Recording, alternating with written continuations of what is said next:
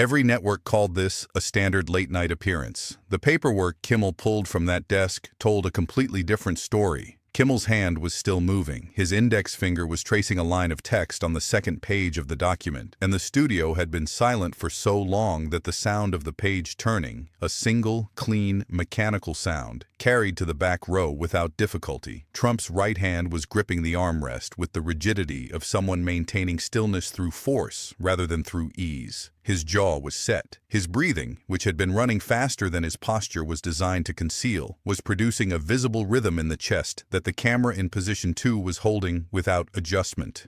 Kimmel looked up from the page. He looked at Trump. He had not yet asked the question that would make the next 48 hours of news impossible to organize around anything else. But the room already knew it was coming.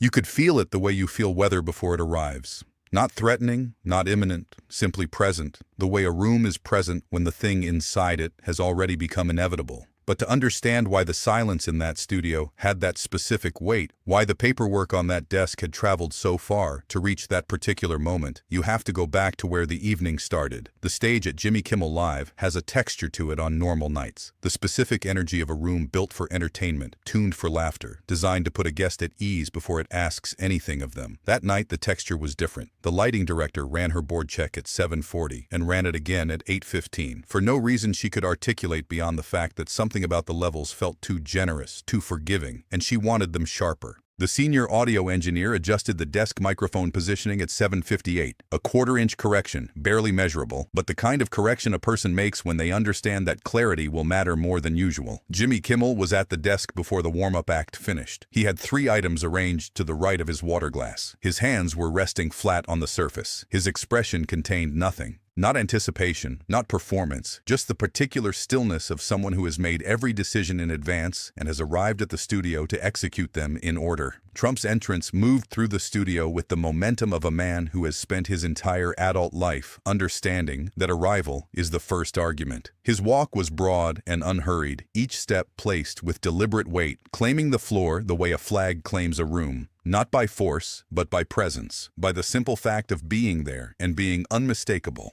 At the chair, he stopped. His hands went to the jacket lapels. A brief, precise inventory of surfaces before the commitment. He settled wide, filling every available inch with the completeness of something finding its center of gravity and staying there. His eyes found Kimmel and held. Flat, measuring, the gaze of a man who has entered a room and is deciding how long it will take the room to understand it belongs to him. The first line came with the warmth of a man distributing a gift he did not need to give. "Jimmy," he said, using the first name the way first names are used when the purpose is to establish altitude before the conversation begins. "I was just telling someone on the way over. 180. That's not a score. That's a category." He let the audience hear it. The audience gave a sound that lived between response and uncertainty.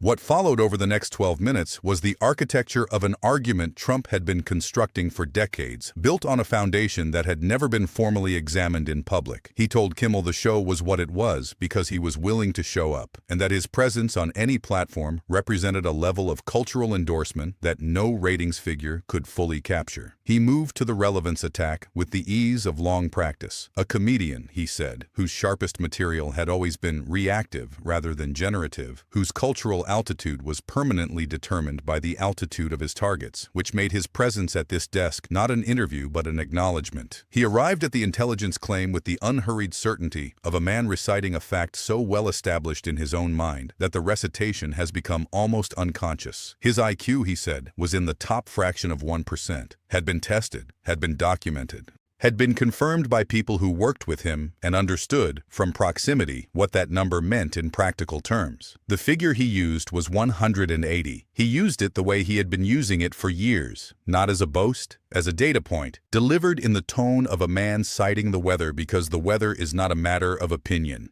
"Test me," he said. "Anytime, anywhere. The number holds."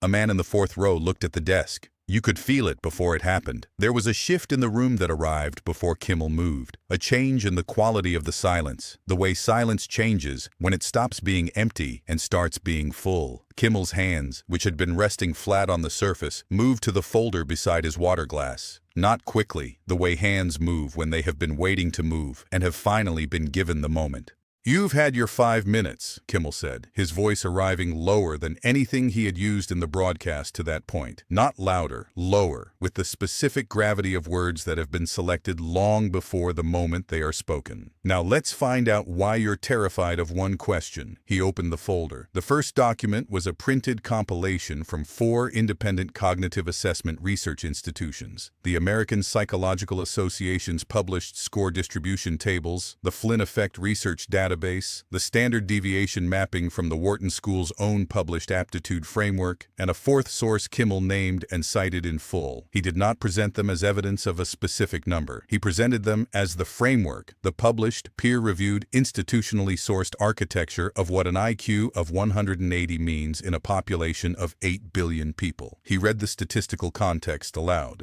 180 placed a person in the top 0.00003% of the global population, fewer than 240 people on Earth at any given time if the distribution held. He placed the document on the desk. He looked at Trump. "So when you say 180, he said, "you're saying you're one of 240 people alive." He paused. "We'll come back to that." A woman in the second row stopped moving in her seat. Then Kimmel reached under the desk. The second document was a cognitive assessment record. Not an IQ test, Kimmel clarified immediately and precisely, but the Montreal Cognitive Assessment, the same assessment Trump had publicly claimed to have aced multiple times, the one he had described in Truth Social posts as evidence of his mental superiority over every other president in living memory. Kimmel placed it on the desk. He described what the assessment measured and what it did not measure. He described the maximum score, 30 points. He described what a perfect score indicated: the absence of detectable cognitive impairment, not the presence of exceptional intelligence. He cited the White House physician's own published report, which confirmed a perfect score and described it in exactly those terms. He looked at Trump. "You've been telling the country," he said, "that passing a screening test for cognitive decline proves you have a 180 IQ.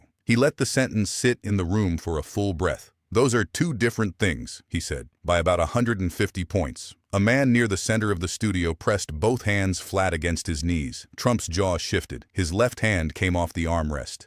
He said the media always did this, compressed a complex record of demonstrated intelligence into a single document designed to create a misleading impression that anyone who understood how cognitive performance was measured across multiple domains would understand that no single assessment captured the full architecture of what a score like his represented." His voice had the specific velocity of language being deployed as a physical barrier. Kimmel waited. He let the velocity spend itself. Then he reached under the desk again. The third document, a formal statement from the Wharton School's Academic Standards Division, citing the publicly available conversion table between the school's incoming aptitude assessment and the IQ scale. The conversion table was on the second page. Kimmel turned to it. He placed his finger on the row that corresponded to a composite IQ of 180. He read the aptitude score range that would be required to produce that conversion. He placed the document on the desk beside the others. He looked at Trump without expression. "That score," he said, "on the Wharton incoming assessment has never been achieved." He let the room absorb that. Not once in the history of the program. The studio produced a sound, not laughter, not commentary, the audible recognition of something landing. Trump's right hand tightened on the armrest. He said the conversion table was not applicable to his specific assessment year, that the methodology had changed, that the people responsible for producing this document had a political relationship with the organizations funding the research. Kimmel looked at him. "The table is published by the Wharton School," he said. "We have the institutional certification on file." A woman in the third row turned her head slightly, as if reorienting herself by the sound of the room. The screen behind them changed. A timeline. Every public instance of the IQ claim, not just 180, but the full range Trump had used across different years and different audiences. 150 at one rally, 160 in a deposition, 175 in an interview, 180 on Truth Social. Each instance dated, each source cited. The numbers had not been consistent across the decades. They had escalated. The timeline displayed the escalation in the specific, merciless format of a data table, each entry meeting the next, in a column that climbed steadily upward without any corresponding documentary foundation. Kimmel let the timeline run without narration for 15 seconds. Then he said, "The architecture of this claim, looking at the screen, isn't a memory. It isn't a documented record." He looked at Trump. "It's a construction. built piece by piece, in public over 40 years. He let it sit. And I'm showing you the blueprint.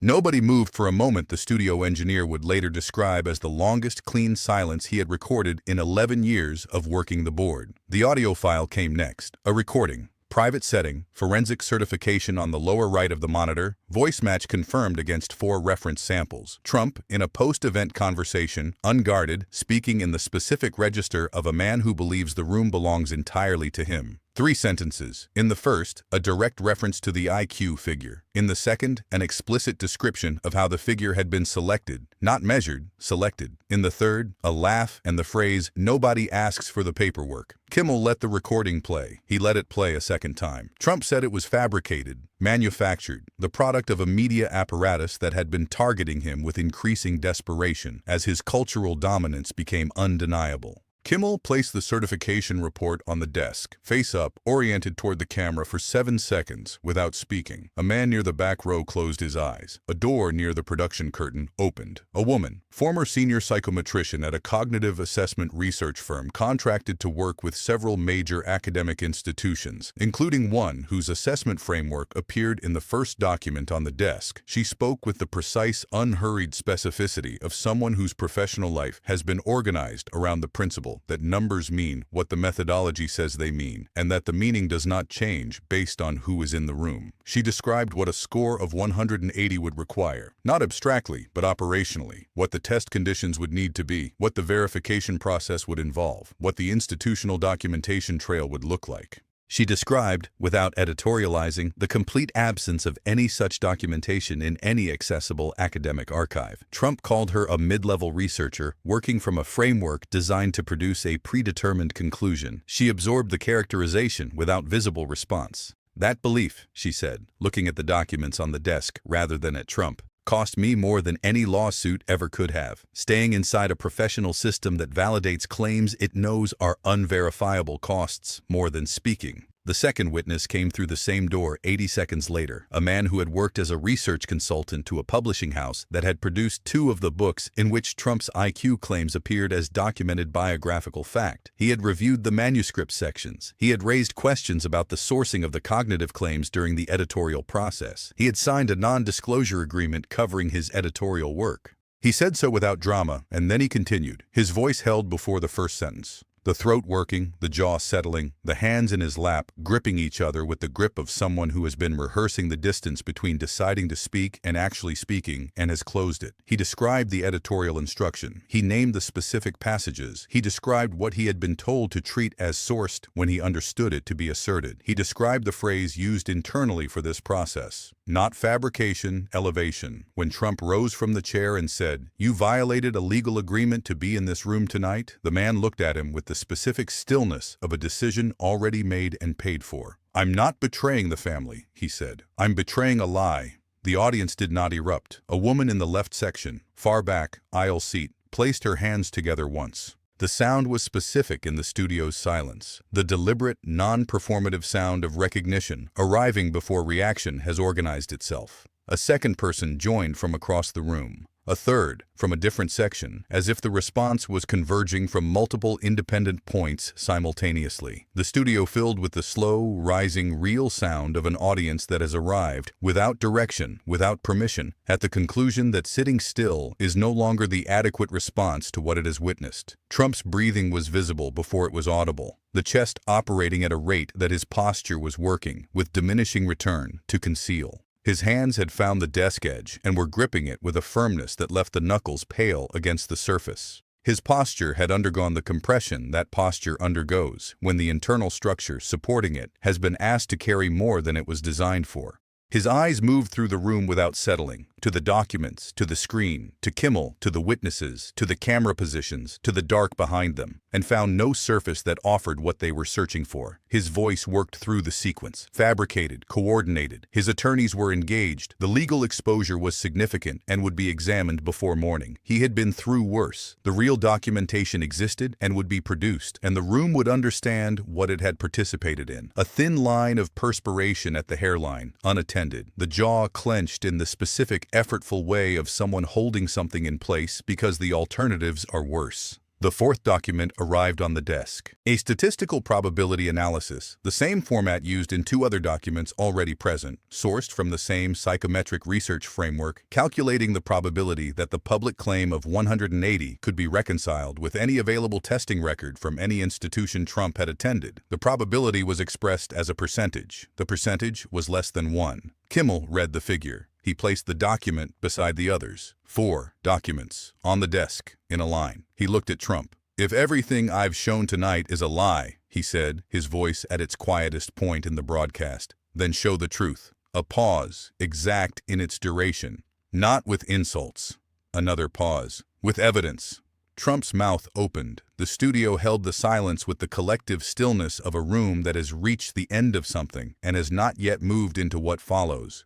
The floor director at the back of the set stood with his clipboard held flat at his side, not reading it, not moving, watching the desk with the expression of a man who has stopped performing his job because the thing he is watching has made the job feel inadequate. A camera operator in position 3 held her lens on Trump's face without adjusting for 20 seconds. He moved toward the corridor, not with decision, not with anger, but with the trajectory of a man whose direction has been settled by the elimination of every other available option. Within 9 minutes, the first clip was live. Within 24, the broadcast had been segmented into 11 independent pieces, moving across platforms at velocities the network's monitoring system logged as a category event. The 4 documents were reproduced side by side on 3 network broadcasts before midnight. The statistical distribution, the cognitive assessment clarification, the Wharton conversion table, the probability analysis, no commentary, the record its own sufficient argument. The word architecture appeared as a segment title on 2 platforms and as a standalone caption beneath the frozen image of Kimmel's hand resting flat on the 4 documents. Trump's counterstatements arrived in sequence, measured, then longer, then louder, then operating in full capitals, each promising counter-documentation that did not appear before the next statement was posted. Each was screenshot and placed beside the specific clip it denied. Kimmel, still hands flat on the desk. Trump, escalating, fragmenting, the exclamation marks multiplying. Forums cross-reference the assessment research citations, the publishing consultant's NDA registration date, the psychometrician's institutional affiliations. The promised legal action was not filed. The counter-documentation did not arrive. If this changed how you see power, hit subscribe. If it didn't, watch it again. The details you missed the first time are the ones that matter most. Notifications on. Next one drops soon.